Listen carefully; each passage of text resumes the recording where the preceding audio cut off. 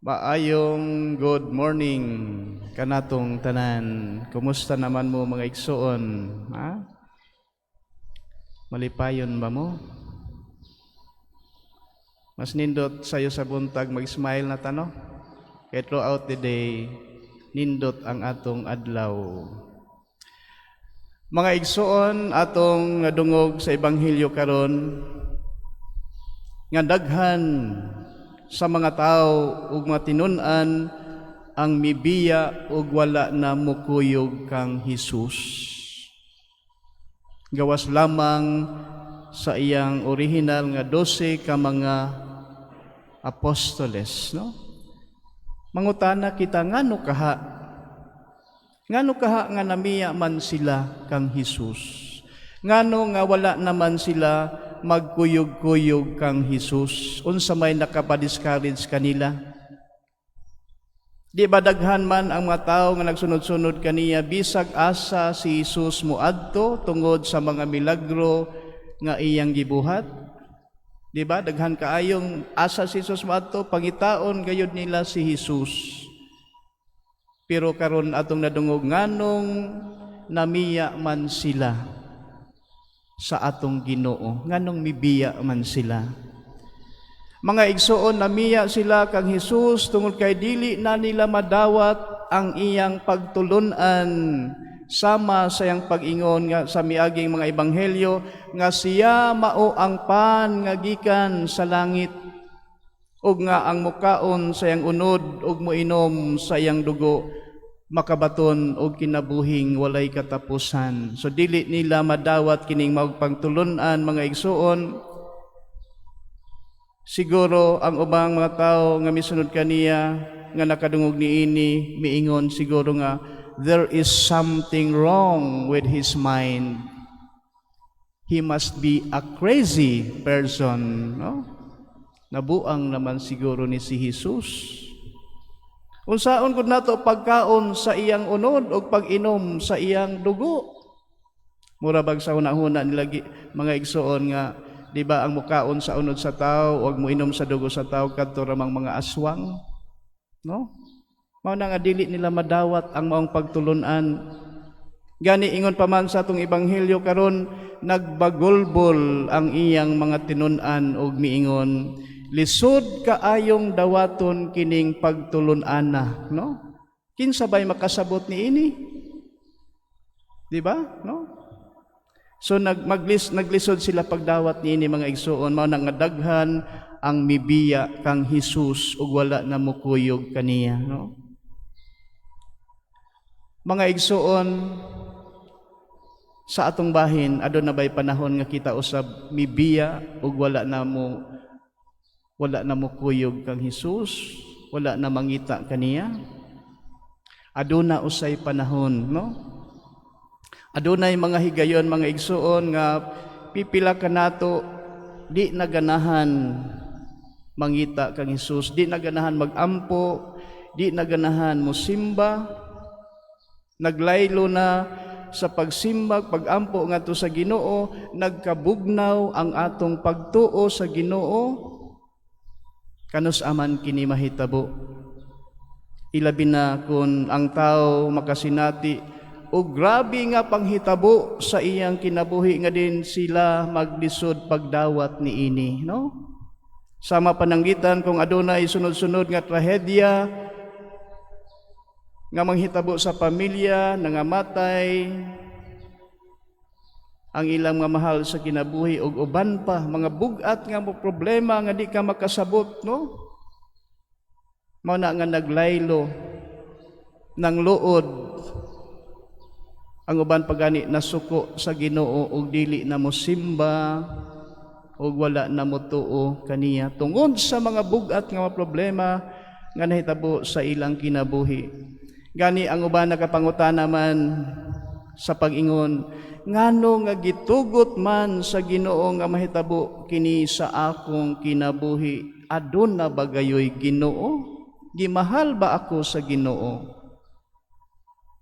Og sa maong panghitabo mga igsoon, dinhi makita sa Ginoo kung unsa kalawom ang atong pagtuo diha kaniya, no? Ilabi na sa mga problema nga maabot sa atong kinabuhi. Mao na nga bisan unsa nga kagrabe ang mahitabo sa atong kinabuhi, ang pangutana mutuo ug musimba pabagihapon kita kaniya. Dili ba magkabugnaw ang atong pagtuo kaniya?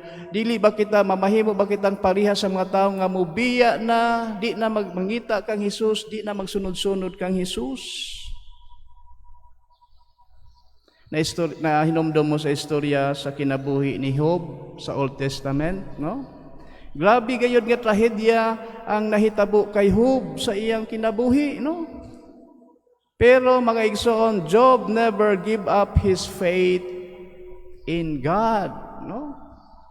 Gani ingon pa man ni Job, hubo akong gipakatao sa Ginoo, hubo usab akong mubalik kaniya. Kay halos gihubuan man gayud si Job kung unsa ang anaa kaniya, nawala ang iyang makabtangan, ang iyang mga hayop, mga mahal sa kinabuhi, unya nagkasakit pagayud og grabe si Job, no? Pero matud pa niya, bisan pa man sa nahitabo nga di maayo sa iyang kinabuhi, simbahon gihapon nako og mag-serve gihapon ko sa Ginoo, no? Nindot ang gibuhat ni Job nga makahatag natog inspirasyon. So ing anak kalawom ang pagtuo pagsalig ni Job sa Ginoo. At the end gitistingan radi ay siya sa Ginoo, mga igsoon, no? Adun ako'y nahinduman nga title nga nindot kaayo, sa title sa kakanta. Ang title sa mga kanta, We Will Serve the Lord. Familiar ba mo sa mga kanta? We will serve the Lord. Gusto ninyo akong kantahon? We will serve the Lord, even when trials come. None can separate us from the love of God. We are more than conquerors, no one can defeat us. We are a chosen generation, we are the children of God. Ang punto ba nga, we will serve the Lord even when trials come.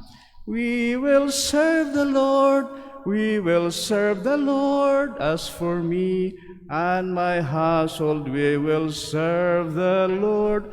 We will serve the Lord, we will serve the Lord. As for me and my household will serve the Lord. Mao ni giingon ni Josue, mga igsuon nga bisan pa sa Biblia man naging Josue nga bisan pa sa mga problema nga sa akong pamilya, ako ug ang akong pamilya, we will serve the Lord. No? So mga igsuon maong kanta, I'd like so much. We will serve the Lord even when trials come, no?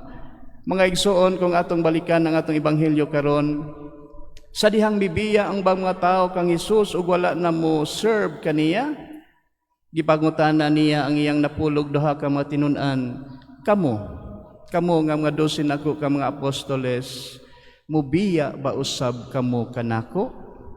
Si Pedro mitubag, Ginoo, kinsa may among kapaingnan na karon kung mubiya kami kanimo, asa mamipaingon? Anaa kanimo ang nga pulo nga naghatag kit sa kinabuhi nga walay katapusan. Tapos mubiya minimo, unsa na may mahitabo namo karon, no? Mga igsoon, tinuod ang giingon ni Pedro, kinsa na may atong kapaingnan kung mubiya kita sa Ginoo. Amen. Siya gayud ang maghatag nato sa kinabuhing walay katapusan. Maman gani nga moingon ko pirmi sa akong homilya, kung wa mabanhaw ang Ginoo, kung tuluyan siyang namatay, mag-unsa naman lang ta. Kinsa na may atong kadaganan, kinsa na may atong kapaingnan, kinsa na may kasumbungan sa atong mga problema. Mao na makaigsunan, dili kita mubiya kang Hesus. Hinuon magpaduol taniya pirmi, no? Mao na ako ngayon nga bisan pa sa inyong mga problema sa kinabuhi, still praise the Lord. Kay usahay manggod ang mga problema, mga pagsulay sa kinabuhi, we are just being tested by God kung unsa kalaw mga tong pagtuo diha kaniya, no? Nga bisan pa sa mga problema o wala, magsimba, magdaig, magpasalamat gihapon kita sa Ginoo. Amen. Amen. We will serve the Lord even when trials come.